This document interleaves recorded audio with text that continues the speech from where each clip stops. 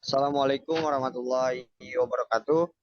Alhamdulillahirrahmanirrahim. Wassalatu wassalamu ala sayyidina mursalin wa ala alihi wa sahbihi ajma'in. Amma ba'd. Rabbi israh li sadri wa yassir li amri wa hlul 'uqdatam min lisani yafqahu qawli. Yang terhormat Bapak Noh selaku dosen pengampu mata kuliah perbandingan agama. Teman-teman yang saya banggakan, alhamdulillah kesempatan hari ini kami diberikan waktu untuk mempresentasikan mata kuliah perbandingan agama yang bertemakan manusia dan agama-agama kuno. Baik, untuk tema yang pertama, materi yang pertama yang akan dijelaskan oleh rekan saya kepada teman-teman, dipersilakan. Baik, bismillah. Untuk materi yang pertama yaitu ada manusia dan agama-agama. Setiap manusia yang dilahirkan kedua ini membawa suatu tabiat dalam jiwanya, yaitu tabiat ingin beragama, ingin mengabdi dan menyembah kepada sesuatu yang dianggapnya maha kuasa. Hal inilah yang disebut dengan fitrah, yang sudah ditanamkan pada diri manusia saat manusia dilahirkan ke dunia ini. Dalam surat Ar-Rum ayat ke-30 sudah dijelaskan yang artinya, maka hadapkanlah wajahmu dengan lurus kepada agama Allah, tetaplah atas fitrah Allah yang telah menciptakan manusia menurut fitrah itu. Tidak ada perubahan pada fitrah Allah, itulah agama yang lurus. Tetapi kebanyakan manusia tidak mengetahui. Lalu adapun penjelasan dalam Al-Qur'an surat Al-Maidah ayat ketiga yang artinya pada hari ini telah kusempurnakan untuk kamu agamamu dan telah kucukupkan kepadamu nikmatku dan telah kuridhoi Islam itu jadi agama bagimu.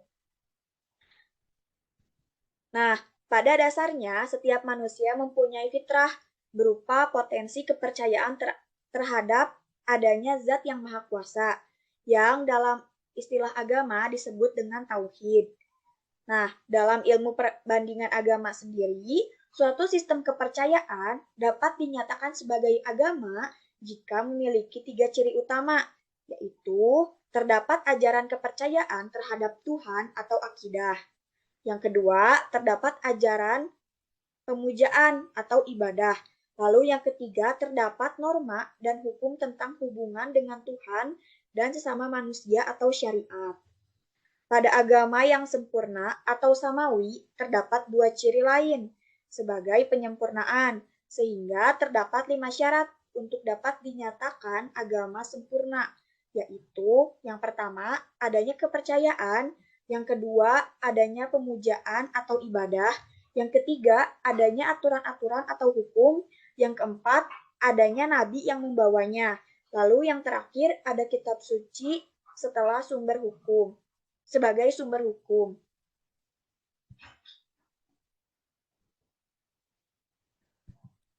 Baik, selanjutnya akan dilanjutkan oleh rekan saya. Lalu materi selanjutnya ada mengenai agama kuno. Agama kuno di sini terbagi menjadi tiga, yaitu yang pertama agama Mesir kuno, yang kedua agama Zoroaster, dan yang ketiga agama Shinto. Untuk yang pertama ada agama Mesir kuno. Jadi kehidupan di Mesir dimulai pertama kali oleh masyarakat Mesir kuno. Masyarakat di sana menggantungkan hidupnya pada pertanian dengan bantuan irigasi dari Sungai Nil. Dimulai dari lembah Sungai Nil itulah masyarakat Mesir mengenal sistem politik dengan membentuk organisasi kekuasaan dan mengatur pembagian air untuk pertanian mereka. Perkembangan dari organisasi inilah yang membentuk kekuasaan tuan tanah yang merupakan awal mula lahirnya raja-raja Mesir kuno yang dikenal sebagai dengan sebutan Firaun. Kemudian masyarakat Mesir kuno ini menganggap bahwa Firaun adalah dewa, yang mana semua orang harus taat dan mengabdi kepadanya. Masyarakat Mesir merupakan masyarakat politeisme yang artinya penganut paham yang memuja banyak dewa. Dewa tertinggi menurut kepercayaan mereka adalah dewa matahari yang kemudian berkembang menjadi Amun-Ra atau dewa matahari dan bulan. Untuk pemujaan terhadap dewa tertinggi ini didirikan obelisk, yaitu sebuah tugu batu yang tinggi dan runcing segitiga yang dihiasi dengan tulisan gambar yang disebut dengan tulisan hieroglif. Kemudian, masyarakat Mesir juga memuliakan hewan-hewan seperti lembu, kucing, anjing, dan burung ibis. Kemudian ada juga hewan yang dimuliakan oleh masyarakat Mesir yaitu apis.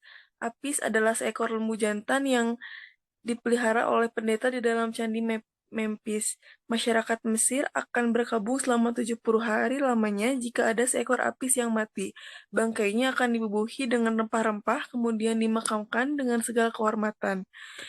Mesir kuno adalah mereka yang percaya bahwa setelah kematian akan ada kehidupan.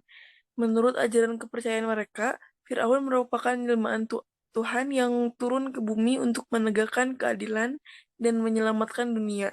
Inilah sebabnya Firaun mengingkari ajaran yang dibawa Nabi Musa dan Nabi Harun mengenai agama dan kepercayaan. Kemudian mereka juga mensimbolkan kehidupan setelah kematian sebagai kunci kehidupan. Kepercayaan masyarakat Mesir kuno mengenai kehidupan setelah kematian juga mengenai timbangan pahala dan siksa merupakan ajaran dari Nabi yang langsung diutus oleh Allah Subhanahu wa Ta'ala ke dunia, yaitu Nabi Musa dan Nabi Harun. Kepercayaan tersebut melahirkan kesamaan pandangan kepercayaan monoteisme dan agama yang benar. Perintah Nabi dari Allah Subhanahu wa Ta'ala yang disebarkan melalui Nabi Musa dan Nabi Harun telah sampai pada masyarakat Mesir kuno, namun mereka menyelewengkan dari monoteisme menjadi politeisme. Kemudian selanjutnya dalam agama kuno juga ada agama Zoroaster. Agama Zoroaster ini lebih dikenal dengan sebutan agama Majusi atau di dunia barat dikenal dengan Zoroastrianism. Dan nabi yang membawa ajarannya bernama Zarathustra. Zarathustra ini lahir di kota Azerbaijan, provinsi Persia dengan sebelah utara tanah Iran. Ia lahir kira-kira pada tahun 660 sebelum Masehi dan wafat di usia 77 tahun pada 582 Masehi. Saat berusia 30 tahun, ia mulai menerima wahyu yang pertama. Dalam menerima wahyu, ia dituntun oleh Vehumano atau makhluk halus di sisi Tuhan untuk menghadap kepada Tuhan. Kemudian, Tuhan menurunkan wahyu kepadanya sebagai tanda bukti kebesarannya. Selama 10 tahun, Zarathustra menerima wahyu dari Tuhan. Ia sering mendapatkan perlawanan dari pihak kejahatan, tetapi ia selalu menang. Ia selalu taat dan patuh dalam menjalankan agamanya, yang akhirnya agama tersebut menjadi agama nasional yang dianut oleh segenap bangsa India dan Persia yang kemudian dikenal dengan sebutan agama Zoroaster. Agama Zoroaster ini merupakan salah satu agama wahyu atau agama samawi yang tertua dan masih hidup sampai sekarang. Agama ini berkembang sejak abad ke-6 sebelum Masehi sampai abad ke-7 Masehi, serta banyak menguasai daerah timur dekat dan tengah. Agama Zoroaster dinisbahkan kepada pembawanya yaitu Zarathustra. Kaum Zoroaster menyebut Tuhannya dengan sebutan Ahura Mazda atau Ormuz. Pada dasarnya agama ini mengajarkan bahwa Tuhan itu tunggal atau monoteisme. Agama ini juga memiliki kitab suci yang ditulis menggunakan bahasa Zen atau bahasa Persia kuno. Kitab suci ini disebut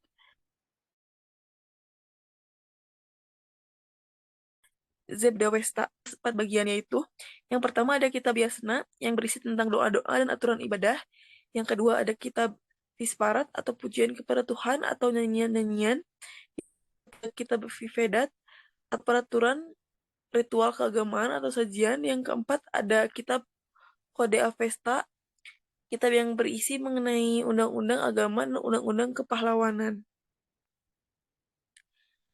Adapun ajaran pokok yang terkandung dalam kitab agama Zoroaster itu mencakup tentang yang pertama ada konsep eskatologi atau kehidupan setelah kematian.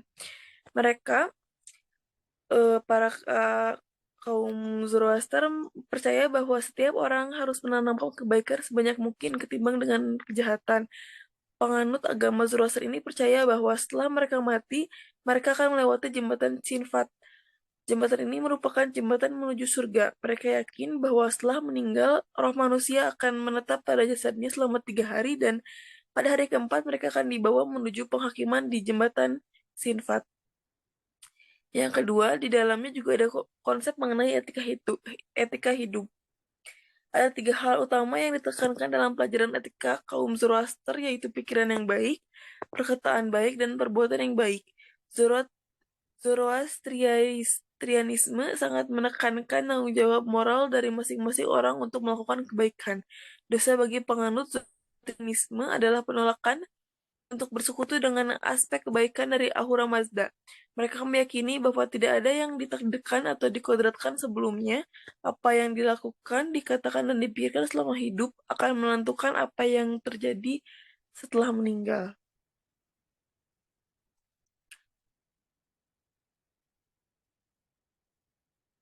Lalu selanjutnya ada agama Sinto yang akan dipaparkan oleh rekan saya.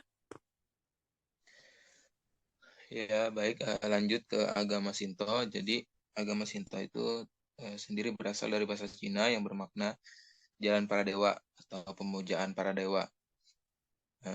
Pada zaman prasejarah, khususnya Jepang, mulai mengenal suatu ajaran atau agama yang dikenal dengan agama Shinto.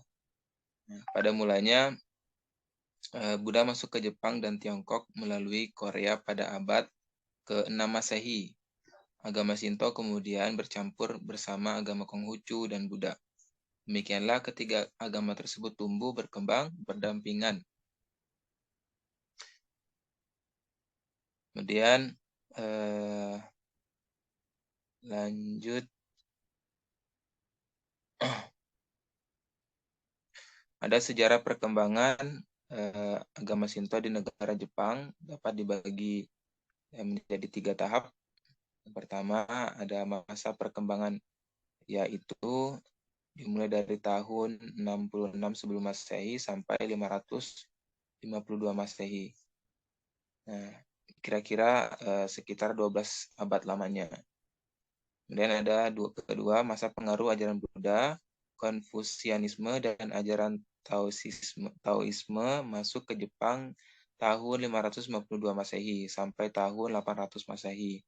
Yang dalam masa 2,5 abad itu, agama Shinto mendapat pengaruh dari ajaran-ajaran tersebut.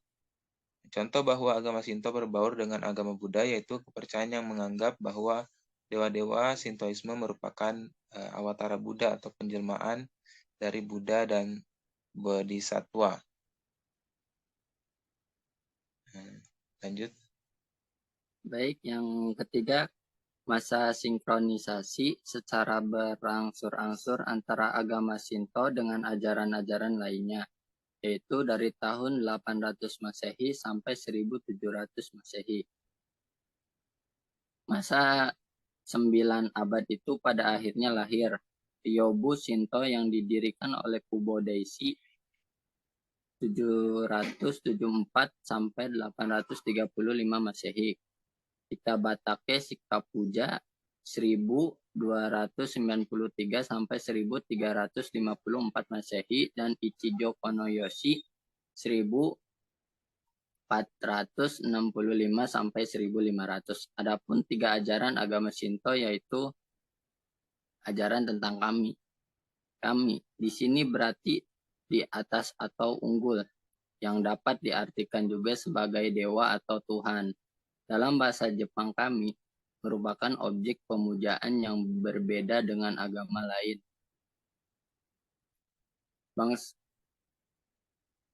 Bangsa Jepang kuno menggunakan istilah kami terhadap kekuatan dan kekuasaan yang terdapat dalam berbagai objek tanpa membedakan apakah objek itu benda hidup atau mati, bersifat baik atau buruk. Semuanya yang memiliki sifat misterius dan menimbulkan rasa segan dan takut dianggap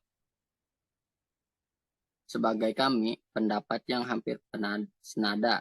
Kami berarti dewa atau Tuhan. Indikasi lain dari kata kami adalah wibawa, mujizat, dan segala sesuatu yang menyerupai atau mendekati substansi ketuhanan.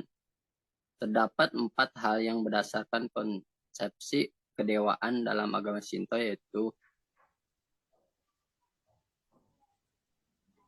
Baik, terdapat 4 hal yang mendasari konsep kedewaan dalam agama Shinto, yaitu 1. Dewa tersebut merupakan personifikasi gejala alam.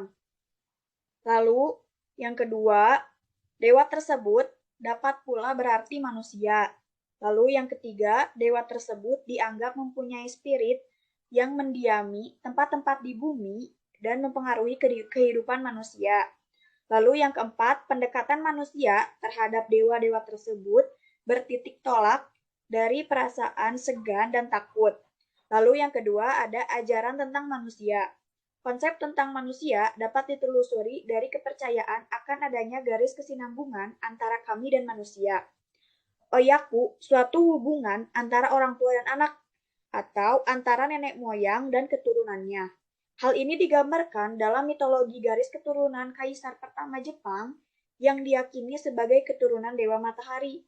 Jadi, manusia adalah putra kami, ungkapan yang mengandung dua pengertian. Yang pertama, kehidupan manusia berasal dari kami, sehingga dianggap suci. Lalu yang kedua, kehidupan sehari-hari adalah pemberian dari kami. Setiap pemeluk agama Shinto idealnya wajib menyadari bahwa ia memiliki asal-usul yang suci, jasmani yang suci, dan tugas yang suci, dan harus hidup bekerja sama untuk membangun sebuah dunia yang sejahtera.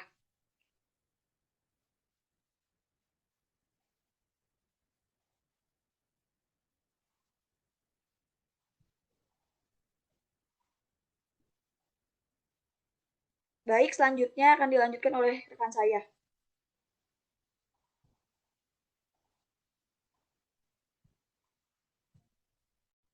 Oke, selanjutnya, jadi yang ketiga itu ada ajaran tentang dunia.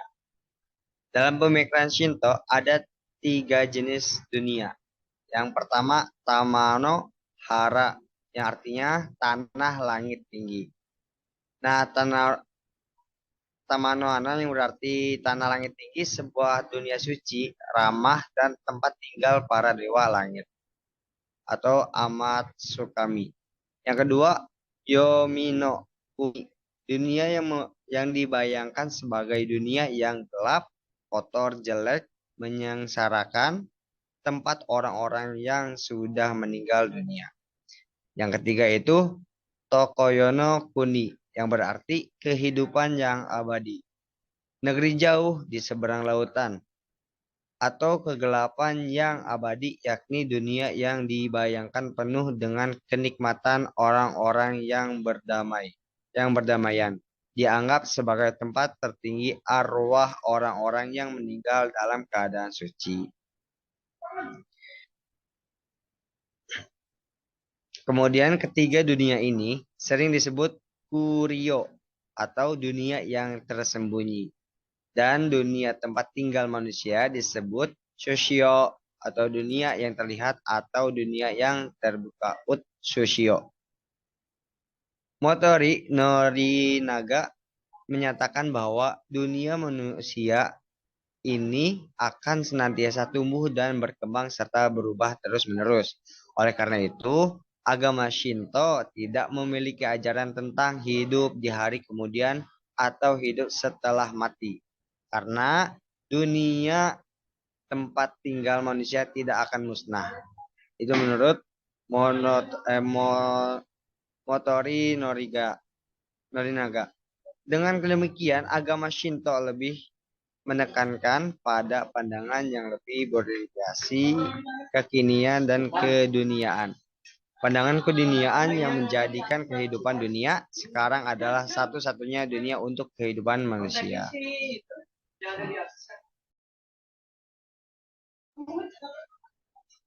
Selanjutnya ada ajaran tentang etika yang akan dibahas oleh teman.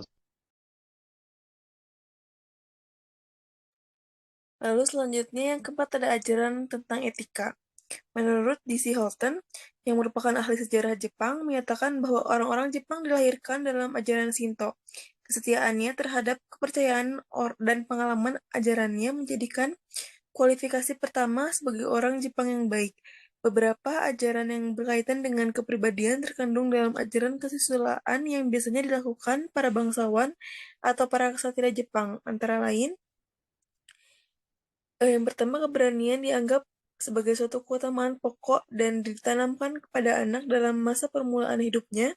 Sikap keberanian dinyatakan dengan semboyan, keberanian yang benar untuk hidup ialah bila mana hal itu benar untuk hidup, dan untuk mati bila mana hal itu benar untuk mati. Yang kedua, sifat penakut dikutuk karena sifat ini dipandang dosa. Semua dosa besar dan kecil dapat diampuni dengan melalui cara tobat, kecuali penakut dan pencuri.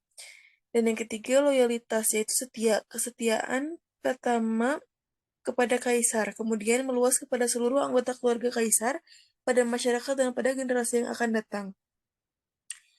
Selanjutnya yang terakhir, kesucian dan kebersihan adalah suatu hal yang sangat penting dalam Sintoisme. Oleh karenanya, dalam faham ini terdapat upacara-upacara pensucian. Orang tidak suci adalah berdosa karena berarti melawan dewa-dewa.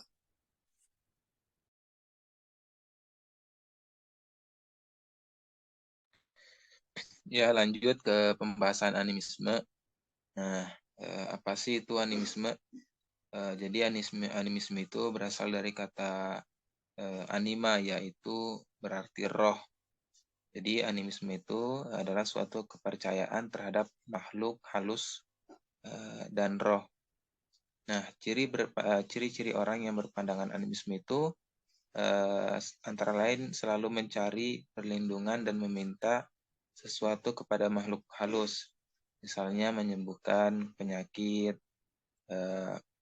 terhindar dari gangguan, selamat dari perjalanan jauh, terhindar dari banjir, gunung berapi, gempa bumi, kebakaran. Tuh. Jadi inti dari pemahaman animisme itu ialah mempercayai bahwa semua benda di muka bumi ini seperti laut, gunung, hutan, gua, dan makam memiliki jiwa yang harus dihormati dan dipelihara agar jiwa tersebut tidak menghantui manusia. Nah, mungkin itu sedikit gambaran tentang animisme. Lanjut dengan dinamisme. Selanjutnya yaitu dinamisme. Dinamisme berasal dari bahasa Yunani, yaitu dynamos, yang berarti kekuatan. Makna dari itu, dinamisme didefinisikan sebagai kepercayaan yang meyakini benda di sekitar memiliki kekuatan gaib. Benda tersebut bukan hanya berkekuatannya, melainkan juga mengandung zat yang bisa membantu manusia dalam menjalankan kehidupan sehari-hari.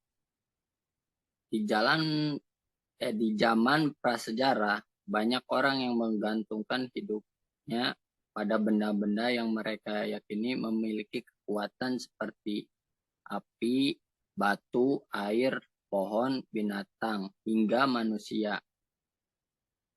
Ketergantungan tersebut sama halnya seperti agama yang memberikan kenyamanan serta rasa aman bagi penganutnya. Seiring perjalanannya waktu, kepercayaan semacam dinamisme bahkan masih hidup hingga kini. Kita dapat melihat saat ini masih banyak orang percaya batu cincin ataupun benda jimat lainnya dapat memberi berbagai khasiat, mulai dari kekebalan, kegagahan, hingga kemampuan. Selanjutnya akan dilanjutkan oleh rekan saya tentang aliran kepercayaan.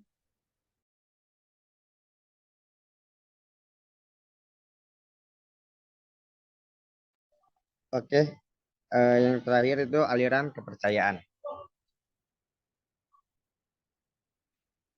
Menurut Profesor Kamil, kata Raja dari IAIN Sunan Kalijaga, Yogyakarta, dan Syarif Hidayatullah, Jakarta, bahwa aliran kepercayaan adalah keyakinan dan kepercayaan rakyat Indonesia, khususnya di luar agama, dan tidak termasuk ke dalam salah satu agama.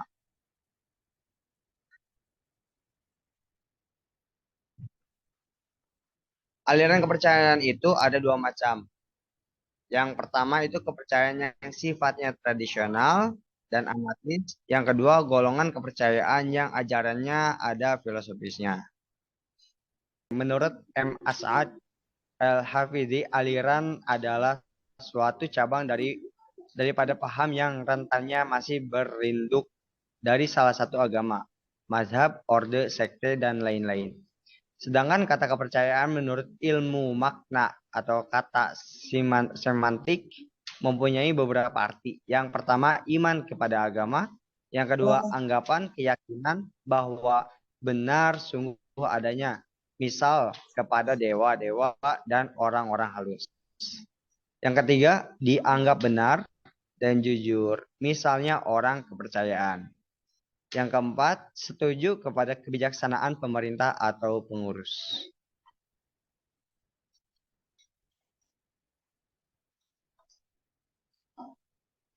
Kata kepercayaan menurut istilah terminologi di Indonesia ialah keyakinan kepada ketuhanan yang Maha Esa di luar agama atau tidak termasuk ke dalam agama. Pengertian di atas adalah pengertian kepercayaan yang diberikan oleh Profesor Kamil Hab Raja di dalam bukunya Aliran Kebatinan dan Kepercayaan di Indonesia khususnya. Al-Huxley di dalam bukunya The Perennial Filosofi, seorang pengarang dan ahli filsafat di Inggris menyebutkan 4 arti. Yang pertama, percaya atau mengandalkan kepada orang.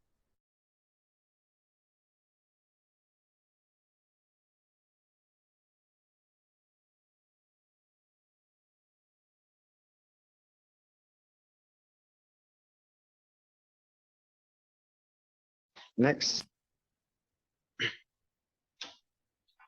3 kepercayaan, 3 percaya belief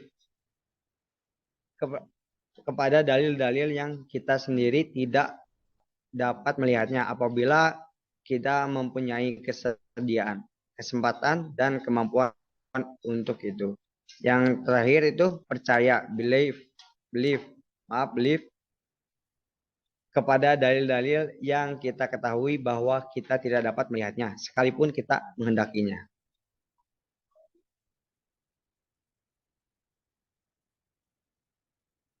Nah, terima kasih rekan-rekan yang sudah melakukan presentasi pada hari ini. Semoga apa yang kita bahas, apa yang kita bacakan dapat menimbulkan manfaat besar bagi kita, pengetahuan yang lebih mengenai agama, kepercayaan agama-agama kuno. Sekian dari kami, dari kelompok 1. Wassalamualaikum warahmatullahi wabarakatuh. Waalaikumsalam warahmatullahi wabarakatuh.